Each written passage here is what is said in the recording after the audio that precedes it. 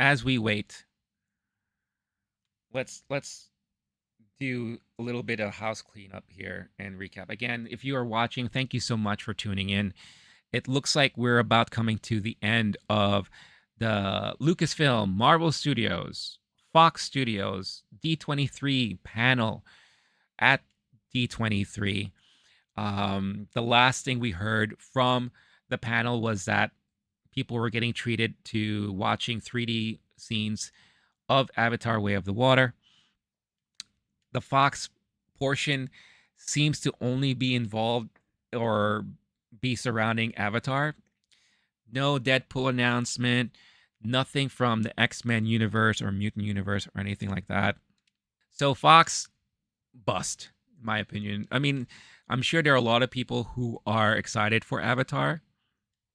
I can't say I am one of them, to be completely honest with you, but that could change my mind. I could change my tune the minute I see the movie. So we'll see what happens there. Um, Lucasfilm. Let's recap all the Lucasfilm news that happened. All right, I'm gonna do my best to recap from memory. So first, they talked about Andor, and how it was, a lot of work put into it. They released the official final trailer for Andor. But like I said before, if you have Disney Plus, so yeah, so Lucasfilm Andor, we got a release of the final trailer, but like I said, that was the same trailer that we got to see if you have Disney Plus. Disney Plus Day, they had like a Andor sneak peek, and they had it was like a behind the scenes. Then they showed us like a nice clip from the series, and then they closed out with that trailer. So now they actually release it as its own separate trailer for Andor. So that was the first thing that Lucasfilm hit us up with, right? After that, one of my other favorite reveals from the Lucasfilm portion of the show was Willow. We finally got to see more about Willow. We got to see, they gave us another trailer of Willow. I did my reaction to it. So definitely check it out online. It looks like a lot of fun, a lot of familiar faces. You got the brownies back. I believe they're called brownies, those little guys. The humor is still there. Willow looks great. It looks like the daughter of Mad Mardigan is going to be a part of it. So that looks like a lot of fun. I honestly can't wait for that. We were told that the Bad Batch Season 2 will premiere on January 4th. So we're going to get Bad Batch Season 2 very soon. It will be 16 episodes long with a 2-episode premiere. So I'm sorry, not January 4th, January 14th. Sorry, January 14th, a couple days before my birthday. So I'm really looking forward to that. Then we were teased with a trailer for Tales of the Jedi. Tales of the Jedi is a 6 episodes long series. 3 focuses on Ahsoka and 3 focuses on Dooku. A lot of this news was already broke at Celebration, and the trailer that we got is pretty much the same footage that they showed the crowd, the attendees at Celebration for that particular panel. What excites me about this, and it's an animated series, so if you're a fan of the Clone Wars, Rebels, and all that, this is really up your alley. I'm looking forward to this because I want to see more backstory on Dooku, and that is like the most fascinating part of this series that looks like for me. So definitely looking forward to seeing that and checking that out. So if you haven't seen the trailer, check it out online. They showed the audience there some additional scenes from Ahsoka. Excuse me. So we got a first look at Sabine in Ahsoka. Someone shared a screenshot of it. I'll share it with you right now. If you haven't seen it, you don't really see much, but that is your Sabine there. Natasha Liu Bordizzo playing that role. But footage-wise, nothing released to the public. Okay. Then they announced Skeleton Crew. Skeleton Crew, we got a first look at Jude Law in Skeleton Crew, looking all happy. See, there he is, all happy. Jon Favreau said he brought John Watts to head and direct Skeleton Crew because of his work with Spider-Man.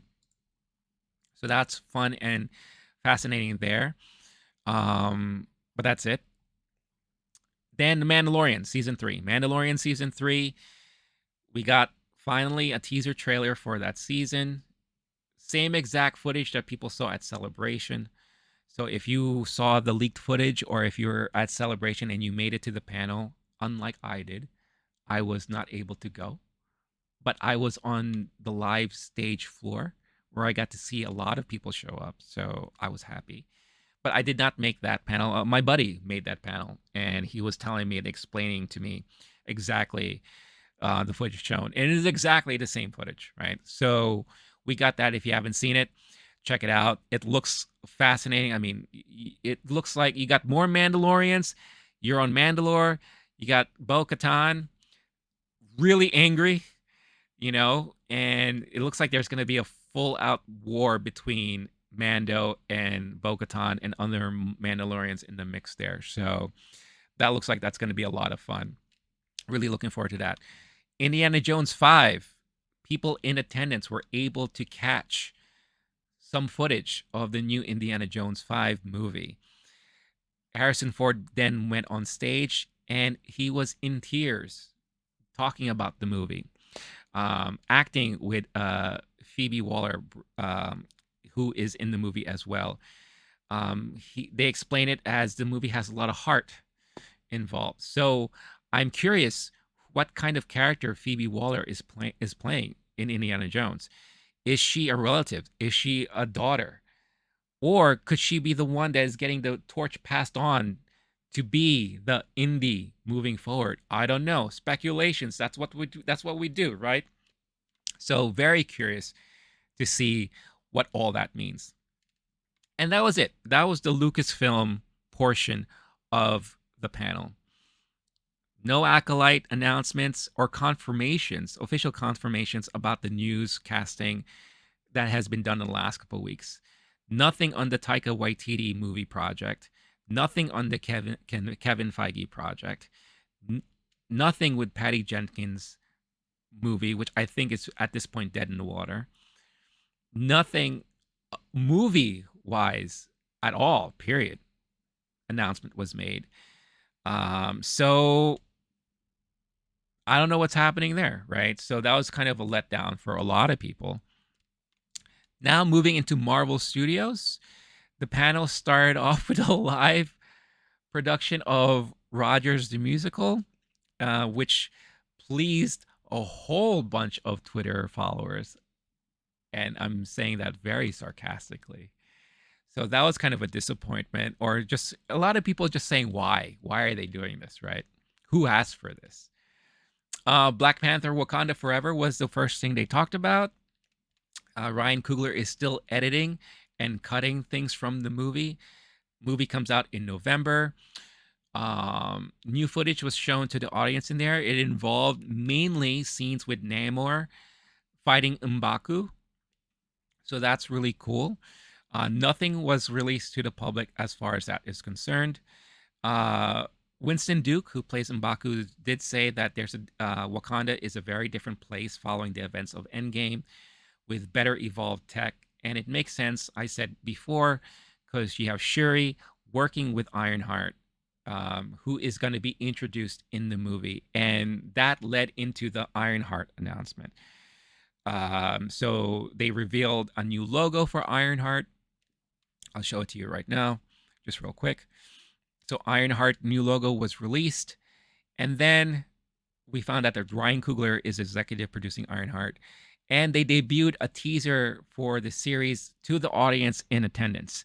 Nothing was released to the public as of yet. I'm checking YouTube right now just to make sure that still remains true, and it does. Okay. So that's the Ironheart announcement. Plus, we were told that Anthony Ramos will play the Hood in Ironheart. So Ironheart, we got a lot of news about that. And Feige saying that Wakanda Forever is the biggest thing they have ever done.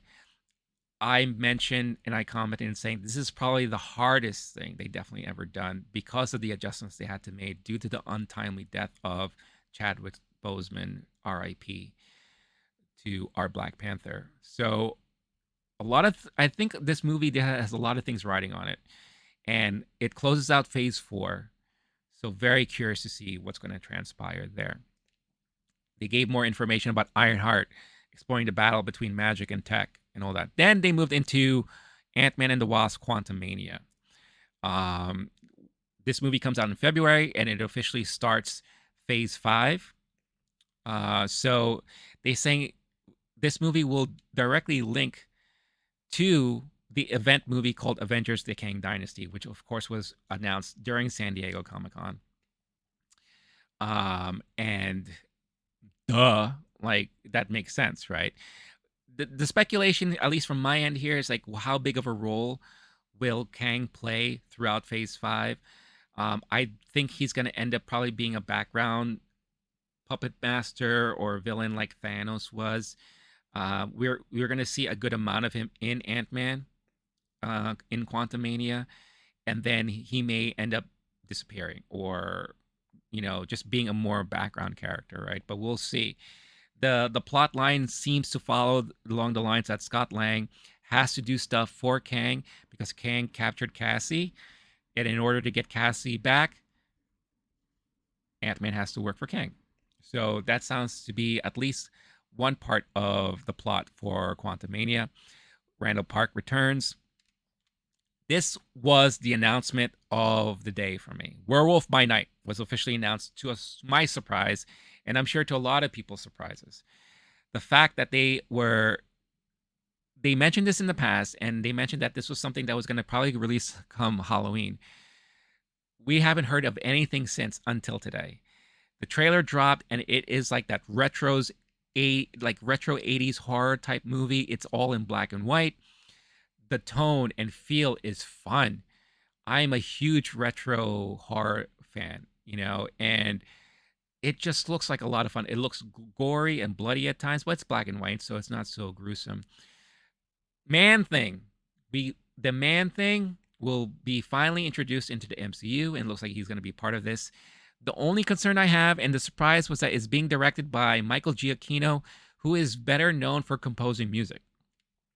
Excellent composer, done a lot of work with Marvel, but he hasn't directed really anything except with the exception of 2 shorts that I've seen he directed. So very curious about what's going to happen there. Going back real quick to Quantumania, again, they showed some exclusive footage to the attendees there. Let's see. Gael Garcia Bernal, if you're familiar with movies like especially like more like independent art house movies like Y Tu Mama Tambien, Motorcycle Diaries. I forget what the other movie. He is the lead, one of the leads in Werewolf by Night, along with Laura Donnelly, who is an actress in a lot of streaming series. So it looks fantastic. You could see a little bit of it here. So definitely check that out. And then we got a poster. Then Secret Invasion. So we got a look at Secret Invasion. They released a teaser. The teaser looks fantastic. It has a very thriller suspense tone to it, almost like a Fincher-like movie, David Fincher. So it looks very, very fascinating with Nick Fury coming back to Earth and, working with Maria Hill again to kind of solve what's happening on Earth with, people, obviously, the Skrulls, embodying people. And there was this great scene. Check out the trailer if you haven't yet, where you saw like multiple guys, all the same one guy, and kind of like shocking everyone there. So I thought that was really cool. And how Secret Invasion is going to lead into Armor Wars. That's what it sounds like it's gonna happen there. You have Don Cheadle in Secret Invasion. You saw Emilia Clarke and Olivia Colman, who I totally forgot was going to be in Secret Invasion. So I think Armor Wars will tie directly to Secret Invasion, and which will lead into another thing that they talked about today, which is Captain America: New World Order. Ke Huy Quan has been announced as part of Loki Season 2. So I'm excited about that, especially being a huge fan of Everything Everywhere All at Once. Here's a shot of Emilia Clarke. Tom Hiddleston was there to talk about Loki Season 2. Ke Huy will be playing a TVA agent. And they showed some footage from season 2 to attendees there. Nothing released to the public as of yet. Again, here is your look at Man Thing. I mean, look at that. That looks fantastic. I honestly cannot wait for that. All right. The biggest disappointment of the Marvel panel, no Fantastic Four news announcement. I may be at this point sounding like a broken record, but I was so disappointed about this. You know, the only official announcement they made was that Matt Shankman is officially announced as director, and then that's it. No casting announcements, especially with all the rumors recently. So, boo-hoo to that one. Echo has wrapped filming. Vincent D'Onofrio returns as the Kingpin. They showed footage to the attendees there, and basically, Kingpin has a giant bandage on his eye, probably as a result of the gunshot that he suffered from at the end of the Hawkeye series, right? So that's that. Then, oh yeah, Loki season 2 included a lot more Kang in action, and all that. So Vincent D'Onofrio stayed on stage. Charlie Cox came out, and they talked about Daredevil Born Again. And it's confirmed again, it begins filming next year, 18 episodes. So that's going to be a lot of fun. Charlie Cox is super excited because he said he's going to be given a lot more time to work with the character during the filming of the series. So that's going to be a lot of fun. And of course, we are going to see him coming up soon on She-Hulk. Then they talked about Captain America New World Order. Tim Blake Nelson is coming back to reprise his role 14 years after Ang Lee's Hulk to return as the leader who will be the main villain in Captain America New World Order. And that was a huge surprise too. I feel so happy for him because as I was explaining when this news dropped, it was kind of like a funny throwaway from the Ang Lee Hulk movie.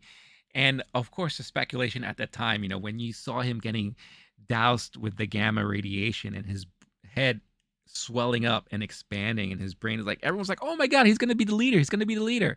And of course, nothing came out of it. So it's really nice that they decided to bring him back 14 years later to reprise this role. Does this mean Hulk may be a part of this movie? I don't know. But that's going to be really interesting. Carl Lumbly will return as Isaiah Bradley in Captain America New World Order. So that's going to be interesting to see, especially if you're a fan of his reveal and character in Captain America and Winter Soldier. So a lot of fun about that. They're describing it as a paranoid thriller.